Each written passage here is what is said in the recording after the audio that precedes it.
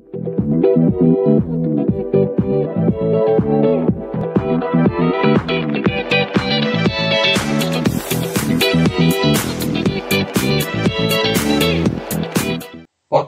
Jurnal Respirasi Talks.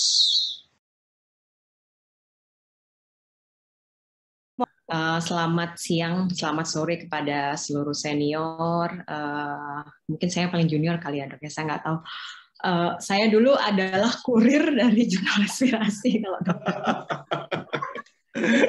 Ingat ya? Dulu, Dok. Ingat banget saya, Dok. Keren. Sekarang nulis ya? Iya, Dok. Iya, Dok. Ini adalah jadi case report yang saya bawakan. Jadi adalah suatu lung adenokarsinoma yang mutasi EGFR-nya positif, kemudian ternyata sebenarnya dia masuk ke ke bagian mata sebagai suatu glaukoma. Jadi manifestasi awalnya adalah suatu glaukoma. Begitu, dokter. Oke. Nah, latar belakangnya, jadi kita tahu bahwa adenokarsinoma itu adalah salah satu karsinoma di paru dengan insiden yang tertinggi. Nah, dia itu sering datang dengan keluhan yang tidak spesifik dan sudah dalam stage lanjut.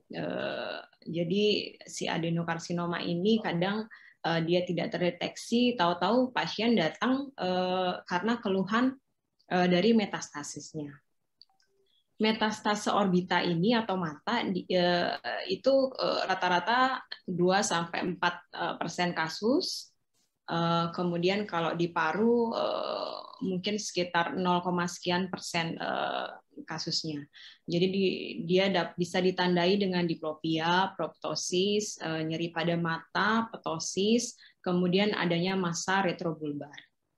Manajemennya kalau dulu kemoterapi, kemudian fotokoagulasi, cryosurgery, surgery, radiasi, dan yang sekarang ini sudah masuk terapi target ataupun imunoterapi.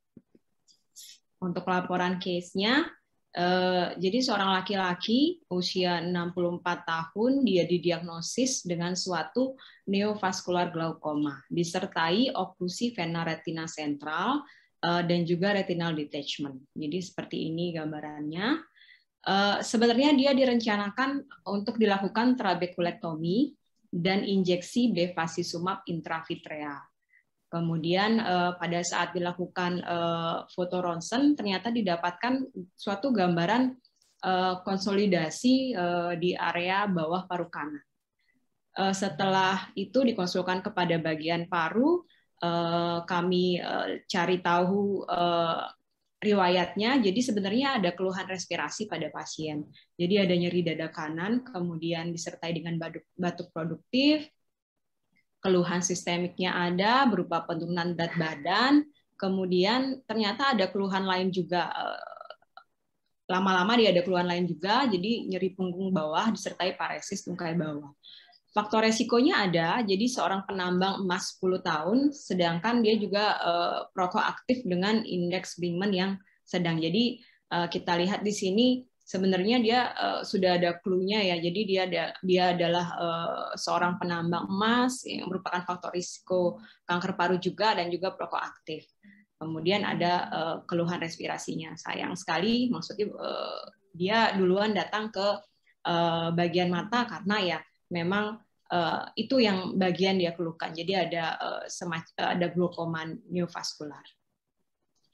Nah, setelah kami lakukan CT scan toraks dengan kontras, didapatkan adanya massa.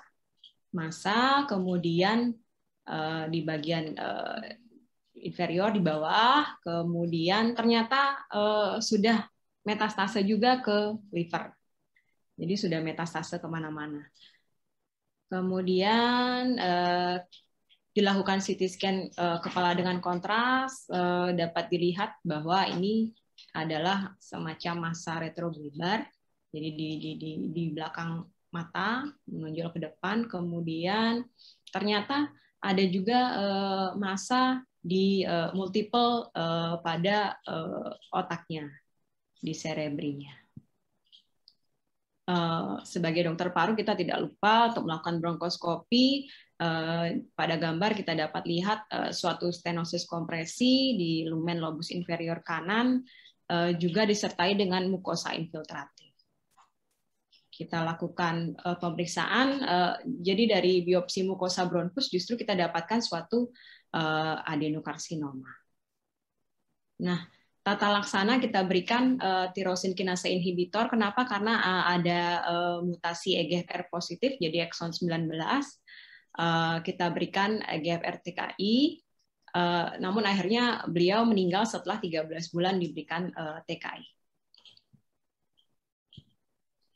Sebagai pembahasan, jadi adenokarsinoma ini adalah jenis kanker paru yang paling sering mengalami metastase.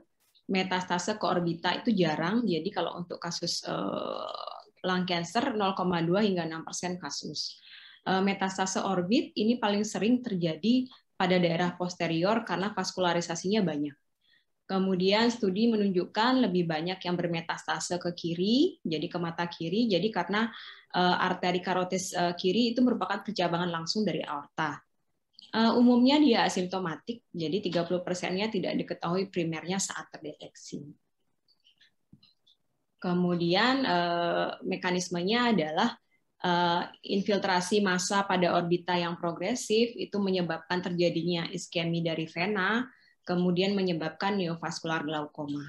Kalau pada massa koroid, jadi dapat menyebabkan retinal detachment, jadi terjadi displacement anterior dari iris dan lensa, sehingga menyebabkan glaukoma sudut tertutup sekunder. Kemudian kalau metastase pada iris, jadi terjadi infiltrasi trabecular meshwalk, menyebabkan nyeri pada mata dan buta. Nah, prognosisnya adalah 7,5 sampai 13 bulan pada pasien simptomatik. Jadi sesuai ya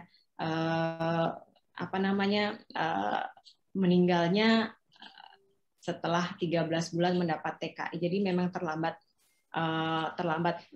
kontrol sehingga tidak sempat untuk melakukan second line atau terapi selanjutnya.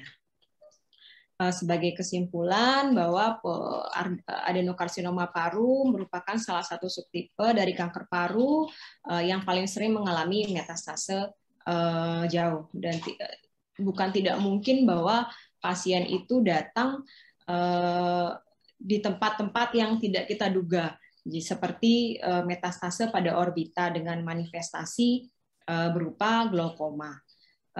Manajemen tetap sesuai dengan kanker parunya. Kemudian jangan lupa juga untuk selalu kalau kita mendapatkan pasien yang memang harus kita telusuri secara mendalam supaya ya kita ketemu sebenarnya penyebabnya pasien seperti ini apa. Salah satunya adalah kanker paru. Begitu, dokter. Terima kasih, dokter.